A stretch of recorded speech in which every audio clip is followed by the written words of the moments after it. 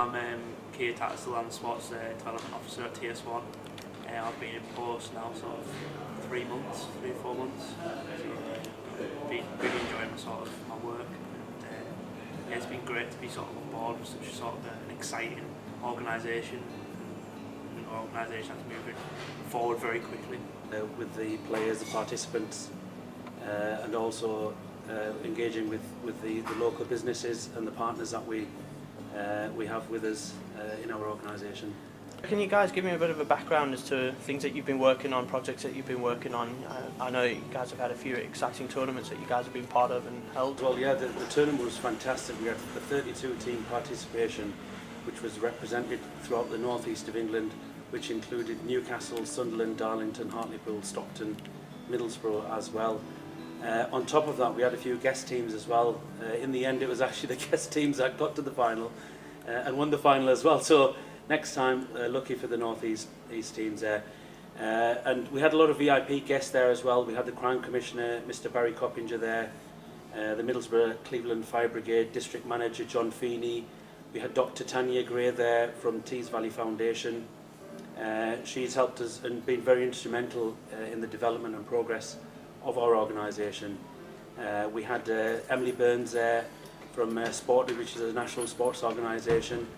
We were also supported by teesvalleysport, based at Teesside University as well, in terms of set up and infrastructure.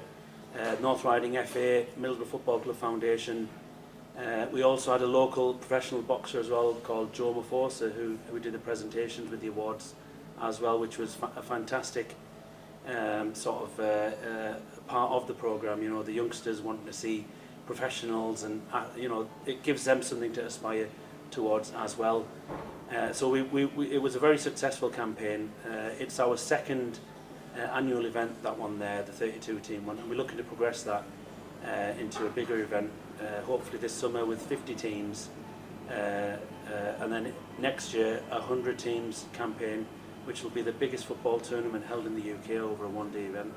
For you, Keir, I mean, is it brilliant to work with guys like Gohar, and I mean, what kind of experience are you getting, I mean, being new into the company? Yeah, definitely. I mean, I've really enjoyed my first few months of my job of starting. I mean, it's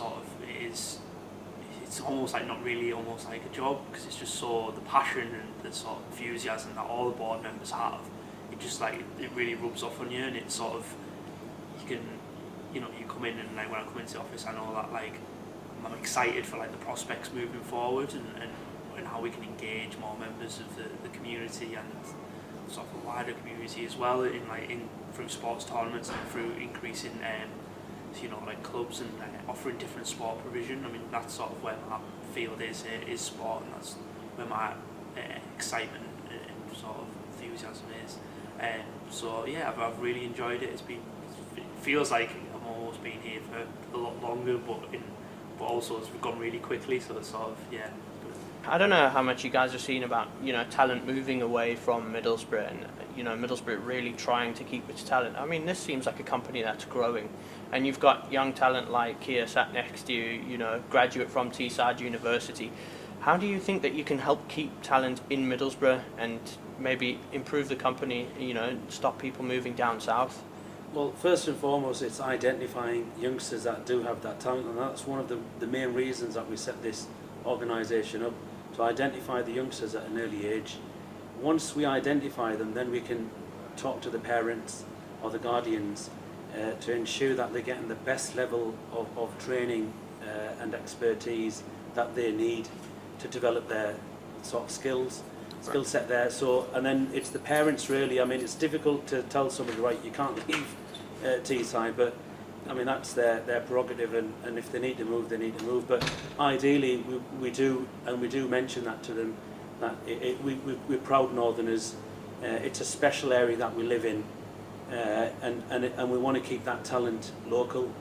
So we're on the map as well, and at the same time, it inspires other youngsters in the area as well, that they can identify with the local talent that's around. Like Joe, I mentioned earlier. Joe's a local lad. And the youngsters, when they see him, it's great, it's fantastic. You can see the light, the eyes light up, and it's that inspiration that we want for the youngsters. And if there's no individuals here to be an example for them or a role model for them, then it's difficult for those youngsters to stand up and be counted for.